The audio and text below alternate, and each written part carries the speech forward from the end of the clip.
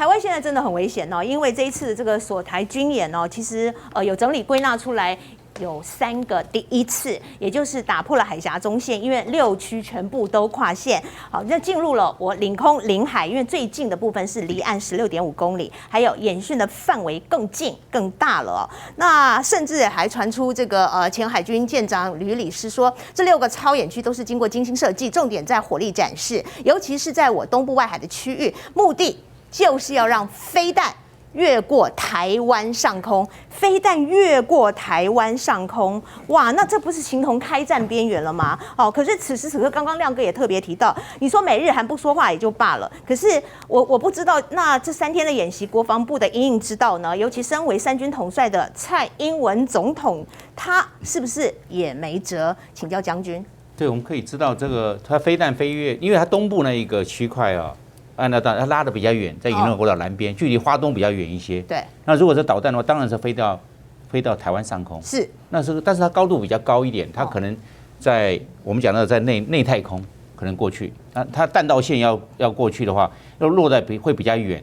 如果在比较近的话，那距离台湾的这个高度就会近。而我判断它大概距离台湾的高度大概70公里，还在内太空。还没到卡门线，卡门线到100公里了，距离地面上100公里。大概是这样，但我们可以知道，我们从这次来看哦，那警报发放哦，如果这个飞弹飞过去，要不要警报发放？是不是？我认为这个可能不是光是军事问题啦，对，这可能考虑到经济，考虑到社会的民心安定啊。你警报一发放，股市马上大跌，这一定的嘛。你警报发放，人都要就为了所有的车辆全部停止啊，都要进入地下避难呢。对，这规定的嘞。对，那工厂的那些动作，停止活动了。对，所有停止活动，那些那个运输的、物流的，还有那工厂的那个运作、送货的，那有人没有到货怎么办？他没办法运作，这可能是个不是光只是个纯军事问题，对，它可能已经到了政治问题、经济问题、社会心理问题、人心动荡问题就产生了，这会造成很大的社会上的动荡。因为从来现在的大概在场的人从来没有一次按照真实的情况在临战争状态下发出紧急警报，大家立刻我都是看电影啊、纪录片啊，怎么这种没有办法，这个没有从来没有过嘛？那这一次会不会造成人心动荡？你这个想而见之，这不难可知啦。我们可以知道，那这个警报的发放，我认为这是已经不是纯军事问题了，它考量的问题应该层面非常的广。那不发放，那又按照规定不符，因为它已经飞到你上空，你不发放，你要发放不发放，就跟这一次我讲到的，它的无人机到了金门上空，你打那个信号弹，无人机没有人呐，你对那个笼子拿大声公有用吗？它笼子你对它瞎子，你对它闪光，对它放那个信号弹有用，它没有人在上面。对，你拿大声公有用吗？这是假的。到你的领空上面了，这个无人机上面可以侦查，就在已经不是光千门踏户啊，已经直捣黄龙了。这个时候要把它击落到自己领空。你说它是在外面就算了，而在临近，它没进入领海，没有进入领空，它在这边，那我们可以尊重嘛？它到你领空，在你营区正上方。大龙大摇大摆的，你是不是把它做击落？当然叫击落啊，不然哦，你这个状况指挥部混乱的状况之下，他现在在外岛先试水温，下次在台湾上面飞，你要不要击落？对，你不能两套标准哦，会造成指挥系统混乱，指挥系统混乱会将来会变成领导威信混乱，将来打仗指挥体制会崩溃，这个是最危险的地方，在这个地方，他下面的人无所适从，你要还是不要？这个战机稍纵即逝，会犹豫不决，在彷徨之中，以后大家这个我们讲到的这个军事上这一条指挥的信心会崩溃，这个很危险。你再有大的战力，大家不知道，到底要打还是不打？打还不打，你这完蛋了，你这个没办法。这要非常作战的决心要下达，要非常的清楚，非常的明确。那我们现在这无人机打信号弹，对，就按照规定做嘛，它已经飞到你领空，是不是领空？是不是这个不是我们的？是其他不明，那这个当然击落。他有没有智慧我们？没有，那没有智慧我们，那当然要击落了。那击落了之后，会不会两岸就开战了？那另外一回事情，那他要飞到我们这边，那他要去考量到最主要他的作战战备规定指导，按照战备规定指导去做。那他不要，那以后他飞到台湾，他现在我判断这个只是试水温，以后常态性的不是光在金门，在东定，他在马祖、在东引、在乌丘、在东沙岛都有无人机了。它这个是我认为会有3个转变，第一个是无人机的转变，它会在这个外岛。我认为第二个转变以后不会在西南空域岛台很少了，全部到海峡中线，由西南空域冲到海峡中线，已经开始了嘛。昨天是22架是在海峡中线了，对，已经海峡中线以东靠台湾这一边了，不是以西靠大陆这，是到台湾这一边了。以后那这样子，你的压力空防压力大不大？当然大嘛。这个是第二个转变，这个已经在做了。我认为第三个转变呢，是这个围台演习啊，不是这一次。对，以后的话，以前都是远端，在黄海演习，在东海演习，在渤海演习，在南海演习，现在没有了，是在底台演习，就是围台演习。围台演习，对，就变成类似一种局部的封锁，局部的海空封锁。你现在航班几乎都没了嘛？那个航线现在时不时给你来这么一次，你现在这个是国内航线的，对，国际航线已经几乎没了嘛？对。那你这个状况你怎么办？国际航线其实有受影响啊。所以最重要的是国际航班受影响。那我们最重要的是国际航班，因为我们台湾是个岛，它最重要它的对外的交通，连外交通是飞机嘛。你没有铁路、公路跟其他国家链接嘛？你没有海底隧道，没有嘛？你都是靠航空嘛？那航空受影响，航空上全部都受影响。刚刚这个张燕婷将军特别提到了，就是这一次共军的围岛演习会带来3个转变。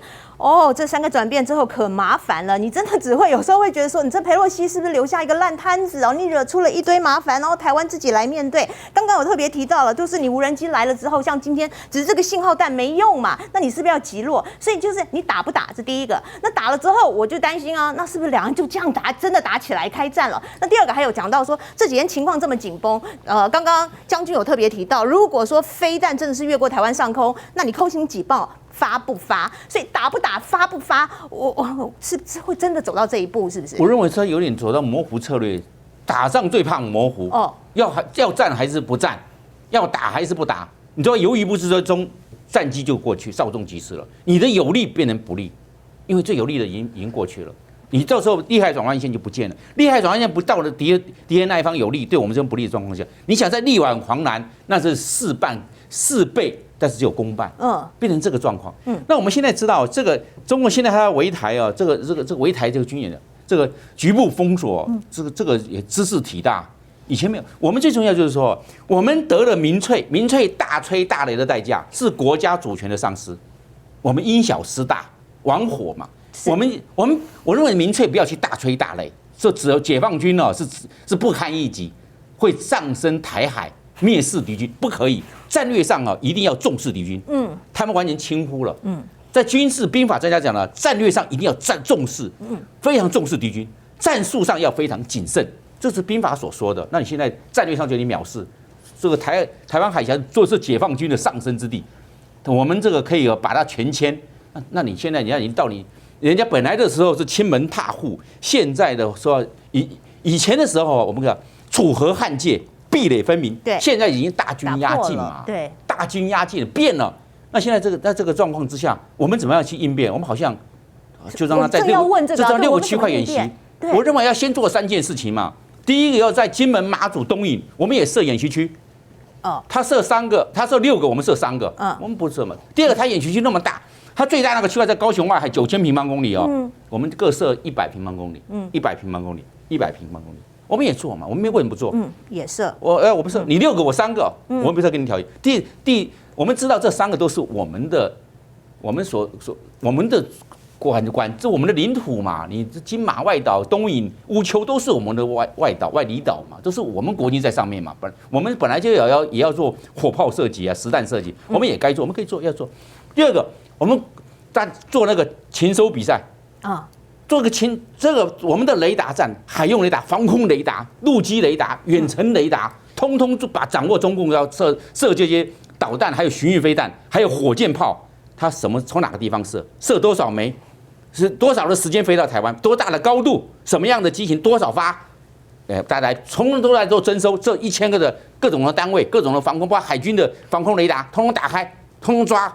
空中预警机起来，我们大家来比赛。它是多少时间多少秒，然后它是什么？你在什么频段抓到它？你是 K 波段还是 S 波段还是 X 波段？是什么样的波段可以抓到这个？抓到多少枚？这样子我们可以把它短板找出来。然后它的误差率是多少？它的命中，它圆周弹道误差有多大？通通，你列100项，大家来比赛。把它掌握了1000后，然后再做分析。这分析把这些短板都能找出来。你这些所有的勤收的装备、勤收的工具、情收的部队、作战情报部队，还有情报作战部队一起来，大家通来做，来比赛。我每一个都列出100条，这些500多个这个情收的单位跟他的装备，每个500条就5万，大家5万个数据，最少5万个数据，我可以这样做。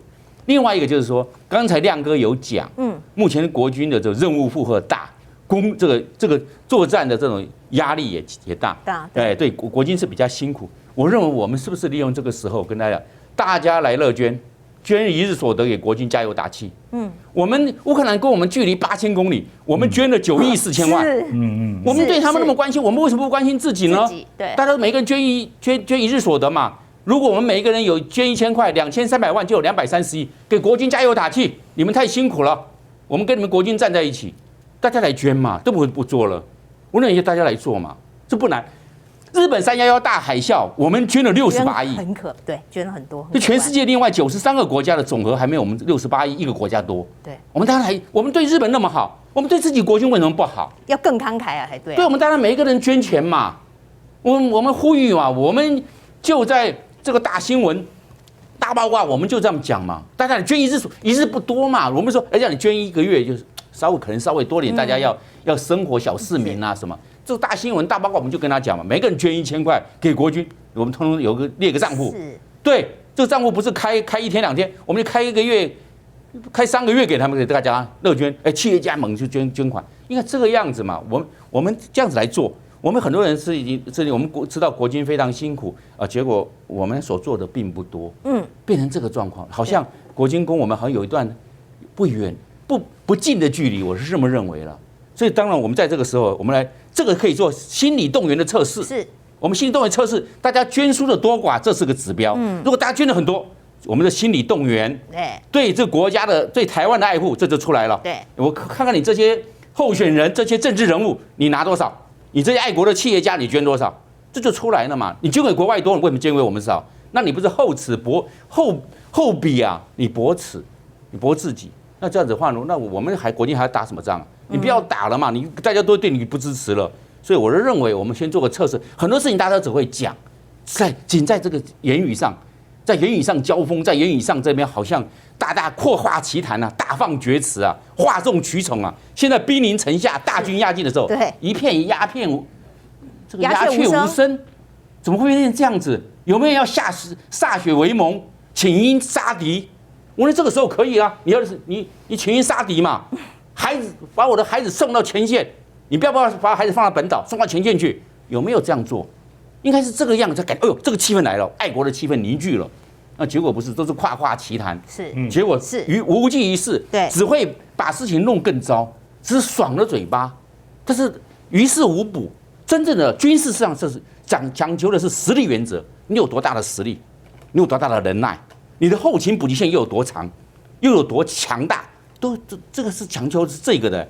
你的讲话的比按照你的军事上的分量跟国防建军的程度要达成正比，你不能不相称。结果你有2分实力，你讲10分，应该是要保守一点。我有10分实力，我讲个8分7分就好，隐藏一点，引真示假，以近视之远，这样我这样子，这样子保持隐藏实力，到时候真正有交锋打仗的时候，杀手锏就出来，敌人退避三舍，要这个样子。就我们现在颠倒，讲大话，吹大牛，人家兵临城下了，画了眼睛区了，一片哑然无声，鸦雀无声，变成这个样，这怎么会这个样子呢？民主社会不可以，我的民主社会强调的是责任政治，你要强调责任，结果我们现在民主政治啊，强调了是非责任政治了，那怎么可以呢？责任政治是民主政治的精髓，民主政治4个原则：责任政治、依法行政，就是法治国了；另外一个多数决，很简单嘛，然后就是一个政党政治，民主政治一定会有政党轮替的，这很清楚的。这4个原则里面最重要的是责任政治，你有责任。结果现在民主政治现在变成非责任政治，大家跑掉了。我说怎么可以？我是认为我们环战大新闻呢，有这个我们讲的我们这个观众非常的多，大家可以知道，但是很多事情可以来讨论嘛。然后这个问题刚好现在比1995年的台海危机还多，因为我还以为他们是分期付款，它是6个，它是分2个年度在那画，是这一次就画6个来了了，对，都赢了是一次付清，对，而且那个时候打的是哑巴弹打得清楚，现在没有个哑巴弹，全部实弹，全部实弹，而且那个时候是打个导，现在是导火，常规导弹跟火箭炮，还加个巡弋飞弹。你现在是三火在那边弄所以我认为要很谨慎。大新闻大爆卦，订阅靠大家，每日功课，开启小铃铛，转发补课，每天都要支持大新闻大爆卦。水神的成分是什么呢？再跟大家介绍，微酸性电解次氯酸水，所以呢，它比较温和。尽量有的人对酒精比较过敏的人，他可能没有办法说一直喷酒精。好，但是呢，用水神来消毒双手的话，很安全。好，那怎么买呢？欢迎大家上我们的快点购网站，好，就可以买到